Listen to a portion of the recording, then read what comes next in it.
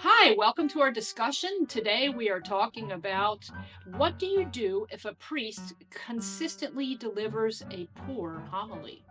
That's a good question. But first of all, we have to decide what is a poor homily.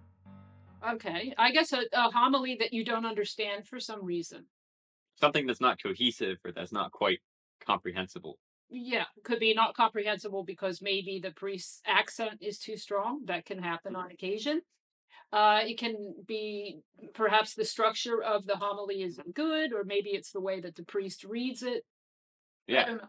But for whatever reason, we're talking about a homily that you just simply don't understand. right. Okay? Okay. So you're in the Mass, a homily is being delivered, you don't understand anything. What do you do after? You, Like me personally, yeah, what do right? you do?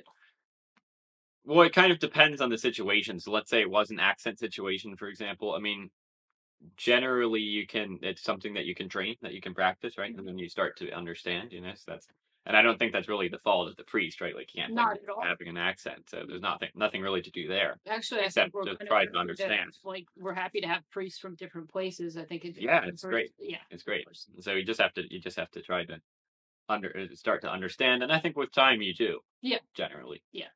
Um, and then for the question, if the homily isn't quite cohesive, if you can't understand going on, well, there are a few different factors that could be, but I would say that generally, if you think about things enough, or if you think about them deep enough, then Mm-hmm. you can understand them. Uh-huh.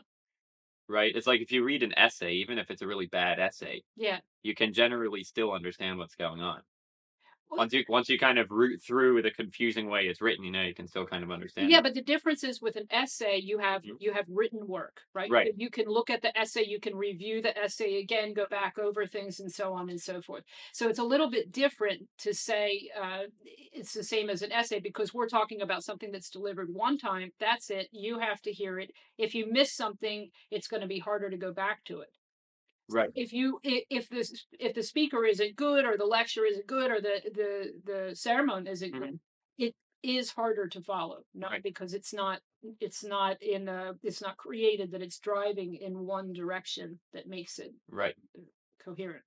Okay, so Yeah, it can be quite difficult. the question is, what do you do? So for me, for example, Mm. my mind tends to wander.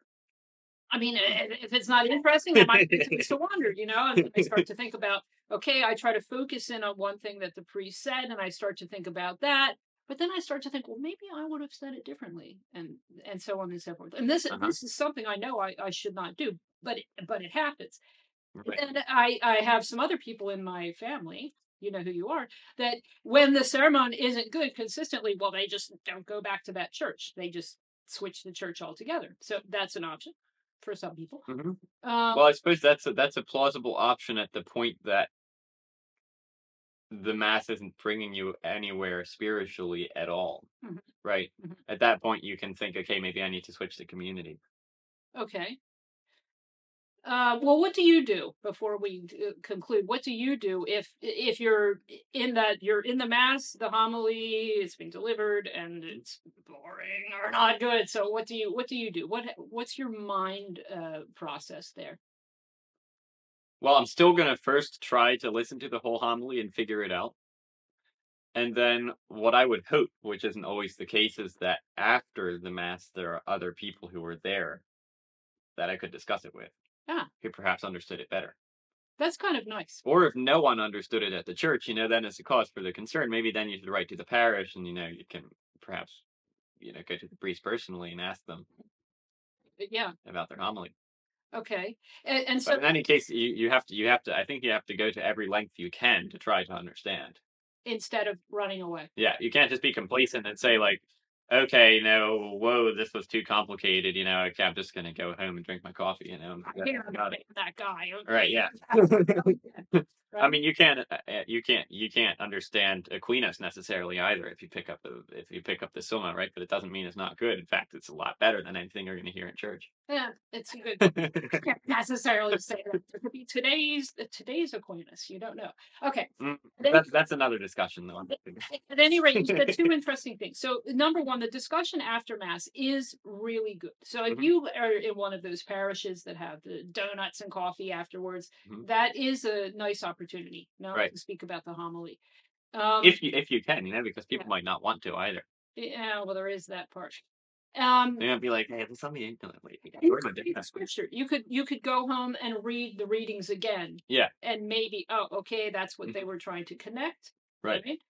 But the important thing too is to recognize that the Mass isn't about your personal preferences, right? So at some point you have to just say, okay, maybe I didn't understand it. You have to try, as you said, you always have to make an effort to try more, perhaps.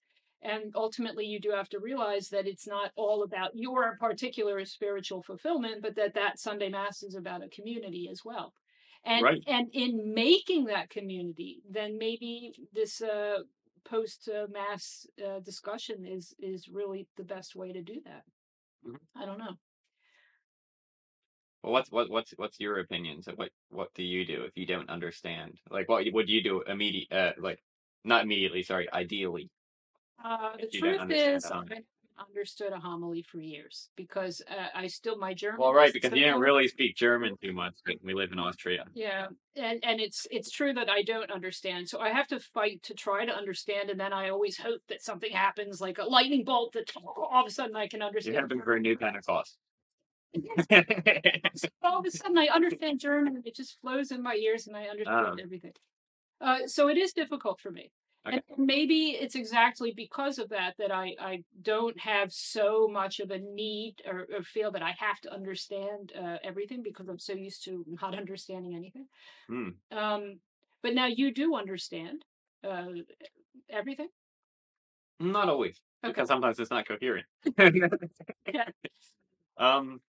But what you could do, and I guess what you can say generally for people who are in a foreign country, right, like one where English isn't really the language of the Mass, there are definitely a lot of different websites and different pages you can go to, and also find the standard homilies for each Sunday. Isn't there a Vatican? Is there something on the Vatican site? I believe there is. And in any case, I know also that from the U.S. Conference of Catholic Bishops, there's a breakdown of all of the readings for each day and a homily accompaniment. Oh, okay. And you can either listen to it, I think, or read it. Okay. Well, maybe we should look up those options and discuss them next time, or stick them into our little description text. Yeah, absolutely. Well, we'd love to hear from you. What do you do if a priest is consistently delivering a poor or incomprehensible homily? And if there are any questions you'd like us to handle in a future video, then also let us know in comments. Well, this was lots of fun. It was. Let's do some more. Thank you. Thanks so much.